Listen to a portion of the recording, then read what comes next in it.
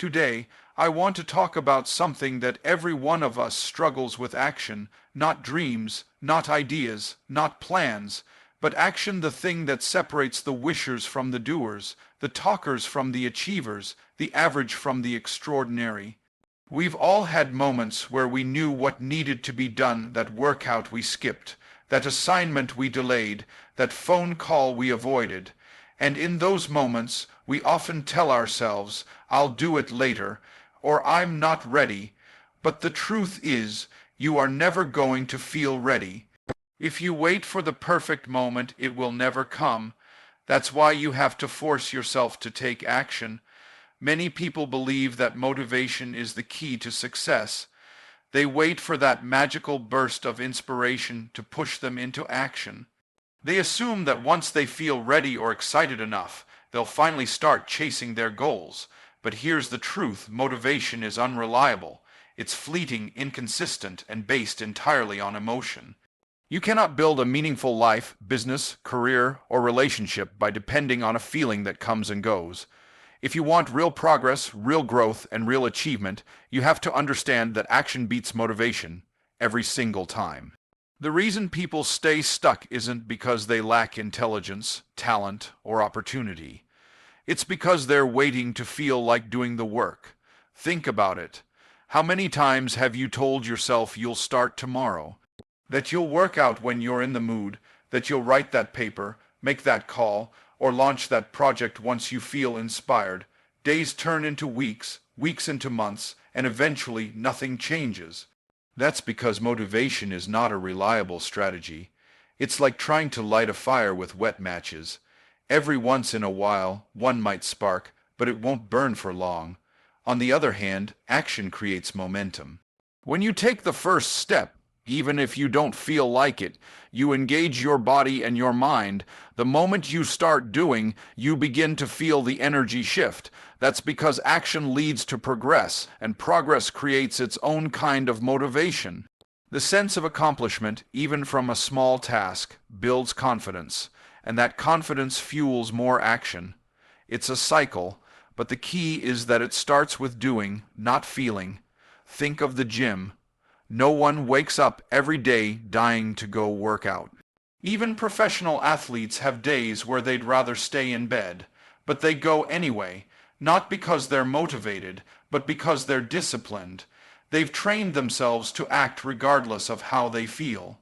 And because they act, they get results. The same applies to any area of life. Writers don't wait for inspiration. They sit down and write. Entrepreneurs don't wait for the perfect idea. They test, fail, and try again. The people who move forward are those who understand that action comes first. It's also important to realize that you don't need to take massive steps all at once. Action doesn't mean burning yourself out in a single sprint. It means doing something, however small, every single day. If you can't run a mile, walk a block. If you can't write a chapter, write a paragraph. The power is in movement. You'll never think your way into success. You'll only act your way into it. When you stop depending on motivation and start focusing on action, you take control of your life. You no longer wait for the perfect conditions because you realize you can create your own momentum. You build habits, routines, and systems that make progress automatic. That's the secret, not a burst of inspiration, but a commitment to show up, especially on the days you don't feel like it. So the next time you find yourself waiting for the right mood, stop. Remind yourself that your feelings are not in charge. You are. Get up, take a step, and let action lead the way. Because in the end, it's not the most motivated who succeed. It's the ones who keep moving no matter what. You'll never feel fully ready. That's one of the hardest truths we all eventually face when chasing our goals, dreams, or personal growth. It's easy to believe that readiness is a destination, that one day we'll wake up feeling perfectly prepared, confident, and fearless. But that day rarely, if ever, comes. In reality, the feeling of being ready is more of a byproduct of action than a prerequisite for it. We grow into readiness by doing, not by waiting, and if we wait until we feel 100% ready, we may be waiting forever. There's a deep-rooted fear in many of us, fear of failure, fear of judgment, fear of not being good enough. These fears disguise themselves as logic.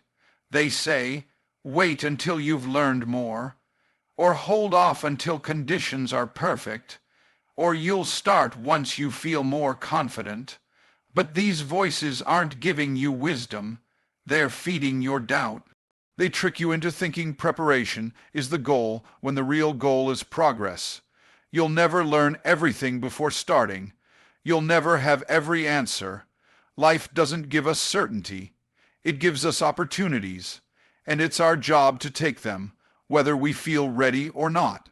Consider how many opportunities have already passed you by simply because you waited.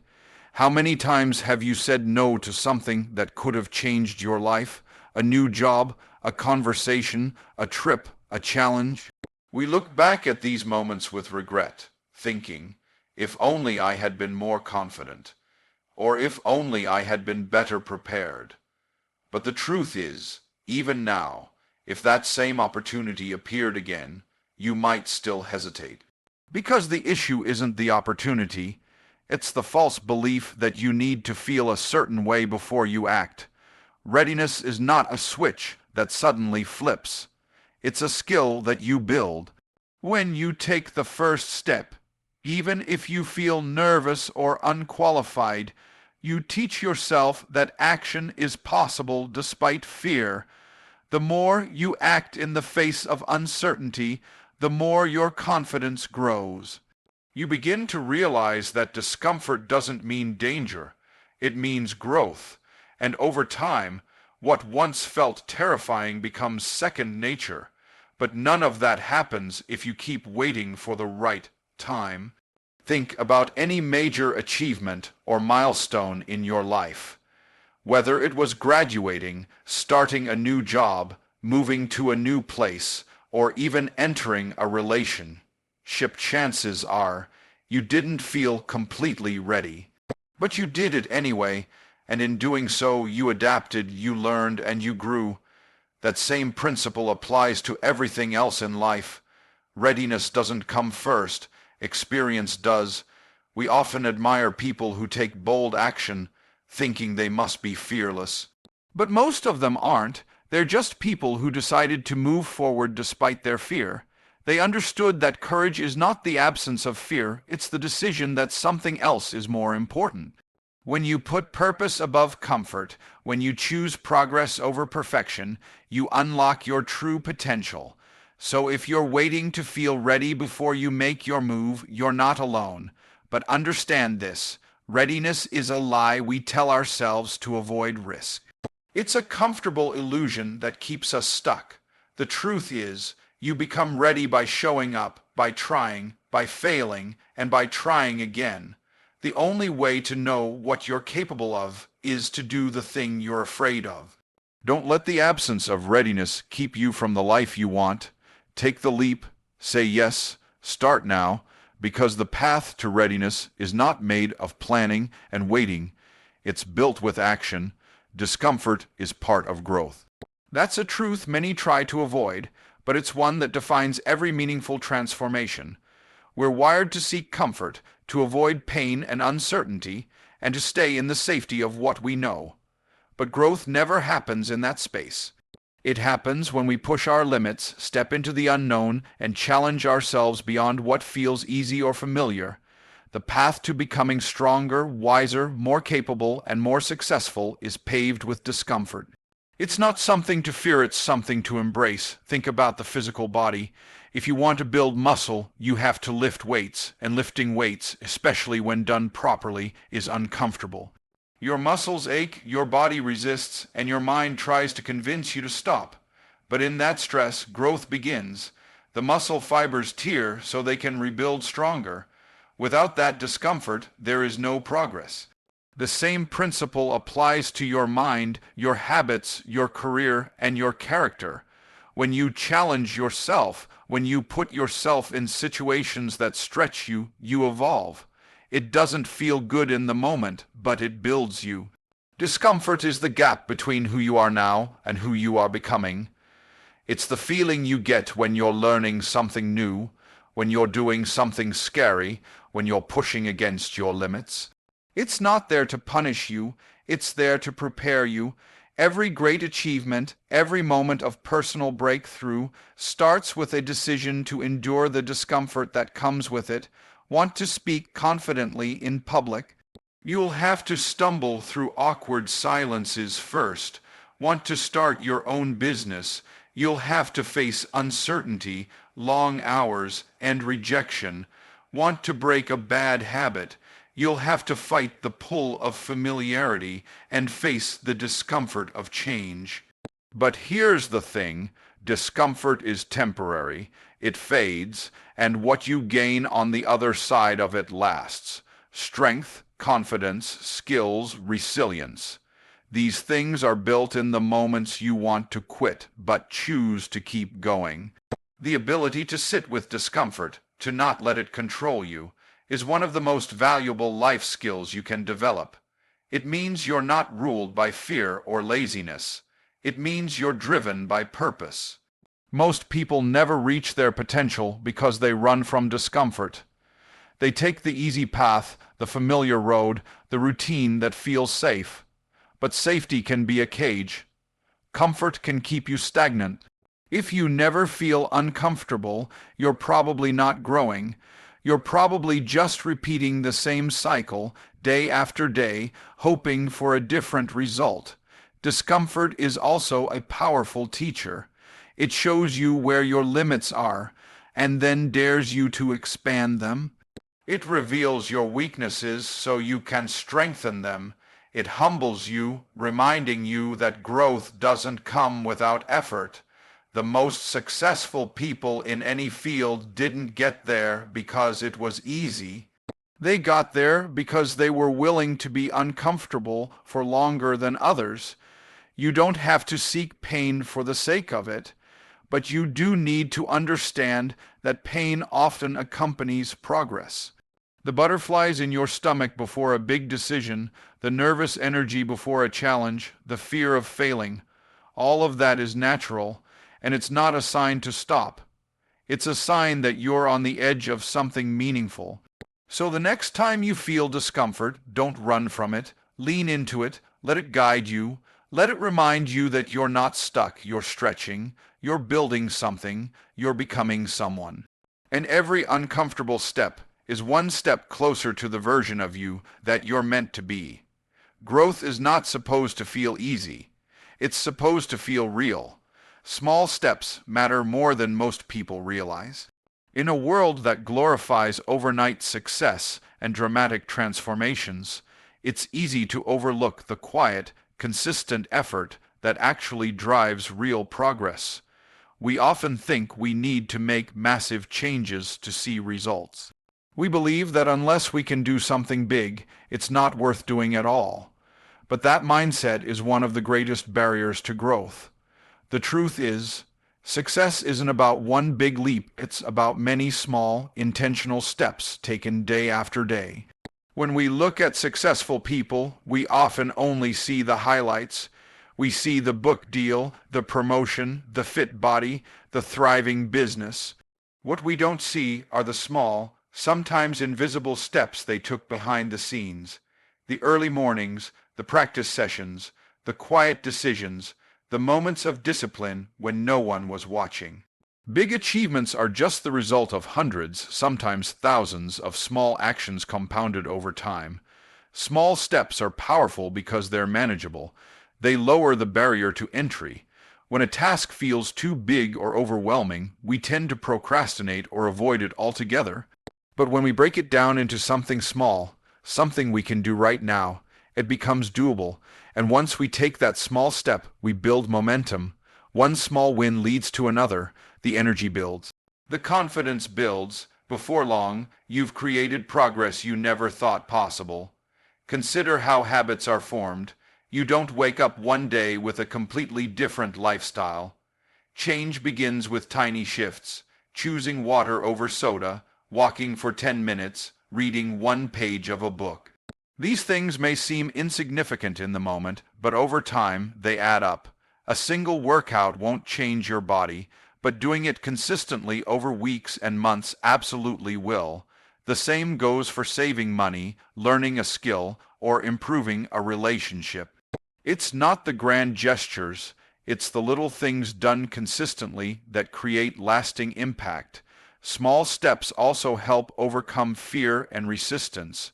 Starting something new can feel intimidating. The fear of failure, of not being good enough, or of making mistakes can hold us back. But when you take a small step, the risk feels lower. You prove to yourself that action is possible, that progress is within reach. Each step builds your courage and lessens your doubt. You stop thinking about how far you have to go and start focusing on the step you can take today. There's also a psychological benefit to small steps. Completing a task, no matter how small, releases dopamine in the brain, the feel-good chemical associated with reward and motivation. This reinforces the behavior and makes it more likely you'll continue. It's a loop. Small action leads to small reward, which fuels more action. Sometimes we get caught up in impatience. We want fast results. We want to see transformation now, but anything worth building takes time. Patience and persistence are just as important as passion and vision. You don't climb a mountain in a single bound. You do it one step at a time, and with every step, you get closer to the summit. So don't underestimate the power of starting small. Don't wait for the perfect time or the perfect plan. Just begin with what you have where you are right now. Write one paragraph, save $1, stretch for 5 minutes, make one phone call. These actions might not seem like much today, but do them every day and they'll change your life. Remember, consistency beats intensity. It's not about how fast you go, but about not stopping. Small steps may feel slow, but they are steady, sustainable, and real. In the end, they lead to the biggest and most meaningful transformations of all. Courage comes after action, not before. This goes against what many people believe. We often think we need to feel brave before we do something hard, that we must first erase all fear before we take the leap. But the reality is that waiting to feel courageous before acting is one of the surest ways to stay stuck. True courage is born from movement. It is something you discover within yourself only after you take the first step, not something you magically find beforehand. Most people are held back by fear of failing, fear of being judged, fear of the unknown, and they wait, hoping that one day they'll feel fearless enough to begin. But that day rarely comes. The fear doesn't vanish with time. It only grows stronger the longer you let it sit. What actually weakens fear is action. When you act even in the smallest way, you disrupt fear's control. You prove to yourself that you can do the thing you were scared of. That proof builds confidence, and that confidence over time builds real courage. Think about anything you've ever been nervous to do. Speaking in public, going to a job interview, starting a new project, having a tough conversation. Chances are, you didn't feel courageous going into it. You probably felt nervous, maybe even terrified, but you did it anyway, and afterward you felt stronger. That's because courage didn't lead you, their action did. The very act of doing something difficult gives you a sense of power, a belief in yourself that you didn't have before. This is why action must come first. You don't need to eliminate fear. You just need to move forward despite it. Taking action doesn't mean you're fearless. It means you're willing to act while being afraid. That's where real courage is found, in the doing, not the feeling. There's a misconception that brave people are simply born different, that they don't feel fear like the rest of us. But the truth is, they do feel fear. The difference is that they've learned not to wait for courage to show up. They act anyway, and because they've acted many times, their fear has less power over them. They've trained their courage through experience. Just like muscles grow through repeated exercise, courage grows through repeated action. Another important truth is that the longer you avoid taking action, the bigger your fears become. Inaction gives fear time to multiply. It allows your imagination to blow things out of proportion.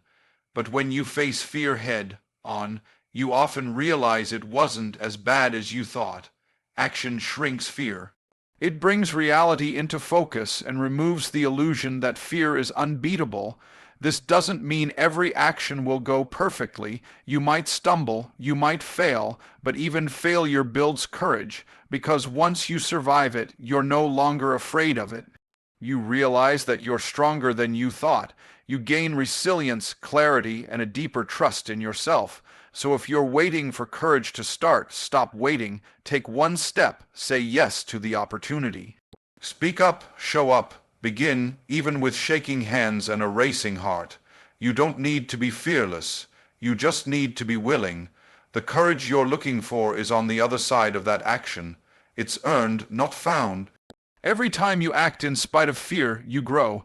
You become more capable, more grounded, and more confident, and each time it gets a little easier. The fear may never fully disappear, but it will no longer have the final say. Act first, let courage follow. That's the real path to strength. Success requires self-discipline, no matter how talented, intelligent, or passionate you are. None of it will matter if you lack the ability to stay consistent, focused, and committed to your goals. Self-discipline is what bridges the gap between intention and action. It's what allows you to keep going when the excitement fades, when distractions arise, and when progress feels slow. Without it, success is nothing more than a wish. With it, success becomes a predictable outcome. The reason self-discipline is so powerful is because it gives you control. In a world full of temptations, instant gratification, and constant noise, being able to say no to what doesn't serve you and yes to what does is a rare and valuable skill. Self-discipline is what keeps you working on your goals even when you don't feel like it. It's the internal voice that says, do it anyway, when comfort, laziness, or fear try to take over. People often wait for motivation to get started, but motivation is unreliable. It comes and goes. Self-discipline, on the other hand, is steady. It doesn't depend on your mood or your environment. It's a decision you make every day to honor your commitments and take responsibility for your future. It's what keeps you waking up early, showing up, and putting in the work, even when no one is watching and no rewards are guaranteed. Success is not built on big, dramatic actions. It's built on small, repeated decisions. Choosing to study instead of scrolling. Choosing to train instead of making excuses. Choosing to save instead of spend. These decisions may not seem significant in the moment, but over time, they shape your entire life. Self-discipline allows you to play the long game. It helps you resist short-term pleasure in favor of long-term purpose. One of the biggest misconceptions about self-discipline is that it's about being hard on yourself. But true discipline isn't about punishment. It's about self-respect. It's about holding yourself to a higher standard because you believe in your potential. It's about taking care of your goals like you would take care of anything else that's important to you. Self-discipline is an act of love, not restriction. That's not to say it's always easy. In fact, the very nature of self-discipline means doing things that are often uncomfortable. It means waking up early when you want to sleep in. It means staying focused when others are giving up. It means working through frustration, boredom, and self-doubt, but the rewards of that effort are worth it. With self-discipline, you don't just dream, you do. You make real progress. You get results. You become someone you can be proud of. And the good news is, self-discipline can be built. It's like a muscle. The more you use it, the stronger it gets. You don't have to be perfect. You just have to be consistent.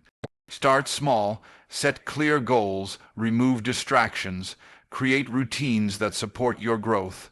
Track your progress and celebrate your wins, no matter how small. Every disciplined choice you make reinforces the habit and strengthens your ability to stay on track. Self-discipline gives you freedom, the freedom to create the life you want, the freedom to rise above your circumstances, and the freedom to become the person you're meant to be. It may feel restrictive at times, but in reality, it's the foundation of true independence and achievement. So if you want success, don't just rely on talent or passion. Develop the discipline to do the work, show up, stick with it, and keep pushing even when it's hard. Because in the end, it's not the smartest or most gifted who win, it's the most disciplined.